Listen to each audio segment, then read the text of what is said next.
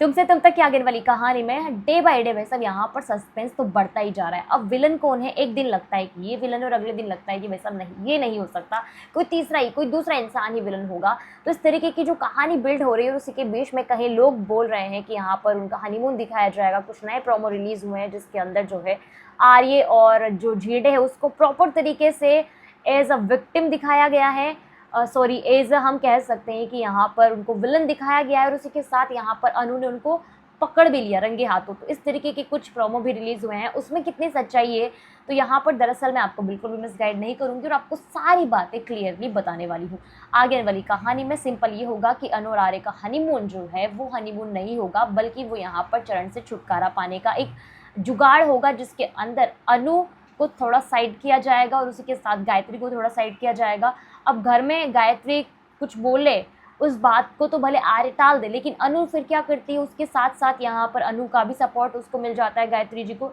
तो यहाँ पर दोनों मिल जाते हैं, दोनों सास बहू में मिलकर आर्य की बिल्कुल भी नहीं चलने देते हैं। तो इस हिसाब से यहाँ पर अगर आर्य जो है अनु को हनीमून पर लेकर गया तो इसका मतलब ये होगा कि चरण से उन्हें छुटकारा पाना है, इसलिए एक थोड़ी सी दूरी जो है वो बीच में क्रिएट कर रहे हैं ताकि अनु जो है वो आर्य के साथ बिजी रहे और गायत्री को फिर यहाँ पर इजी तरीके से साइड लाइन किया जा सके, यानी कि उसका दिमाग जो है मैनिपुलेट किया जा सके और फिर चरण को साइड लाइन वो लोग कर दे। लेकिन यहाँ पर भाई साहब जिस तरीके से कहानी में और एपिसोड में दिखाया गया, झींडे तो मुझे कहीं से भी विलन नज़र नहीं आ रहा, क्योंकि झींडे का जो इंटेंशन था वो चरण को मारने का नहीं था, वो उसको बचाने के लिए जा रहा था। हो सकता है कि यहाँ पर चरण को कुछ मिसअंडरस्टैंडिंग हुई हो जिसकी वजह से वो यहाँ पर भागा और घर से भागकर वो निकला ताकि यहाँ पर उसकी बहन जो है वो आर्यवर्धन से शादी ना कर ले, और एक दोस्त होने के नाते झींडे जो है उसके पीछे भागा ताकि उस बच्चे को पकड़ ले, उसको ढूंढ ले कि वो कहाँ चला गया, क्यों भाग गया। तो यहाँ पर इस तरीके से उसका एक्सीडेंट हो गया और उनको लगा कि वो मर गया, लेकिन यहाँ पर उन लोगों ने नहीं बताया कि वो मर्डर जो है या फिर उसकी मौत जो है वो झींडे की वजह से हुई, वो झींडे से डर के भागा था।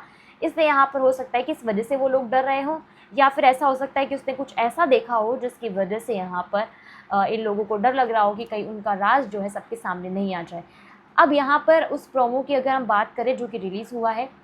तो मेकर्स भी इतना जानते हैं कि जो रियल विलन होगा अगर उसको अभी एक्सपोज कर दिया जाए तो कहानी में दम नहीं रहेगा, इसलिए वो यहाँ पर मिसगाइड करने के लिए या फिर मैं कहूँ कि ध्यान भटकाने के लिए आर्य को और झींडे को उस तरीके से प्रेजेंट कर रहे हैं कि भाई साहब इन दोनों की लाइफ में कुछ ना कुछ तो झोल है, ये लोग यहाँ पर काले दिल वाले हैं और इन्होंने कुछ ना कुछ कांड किए हैं। अगर ऐसा होगा तो भाई साहब यहाँ पर कहानी कुछ और ही रुख ले लेगी, लेकिन ऐसा नहीं होता है, विलन कोई और निकलता है और आर्य को मिसअंडरस्टैंडिंग इस बात की रहती है कि उसकी वजह से राजनंदिनी की डेथ हुई। हालांकि यहाँ पर राजनंदिनी की एक डायरी भी मिलेगी जिसमें साफ लिखा होगा कि उसको डर जो है वो आर्यवर्धन से है और उसी के साथ उसको लगता है कि आर्य जो है उसके साथ कुछ गलत करने वाला है। लेकिन भाई साहब यहाँ पर राजनंदिनी की इसी बात का फ़ायदा उठाते हुए कोई तीसरा इंसान यहाँ पर मज़ा कर जाता है और उसी के साथ राजनंदिनी को साइड लाइन कर देता है। अब वो तीसरा इंसान कौन है, आपको क्या लगता है कि वो तीसरा इंसान झींडे हैं, या फिर आपको भी मेरी तरह लगता है कि वो झींडे नहीं हो सकता? ऐसा दिल गवाही ही नहीं दे रहा है कि भाई साहब वो झींडे होगा।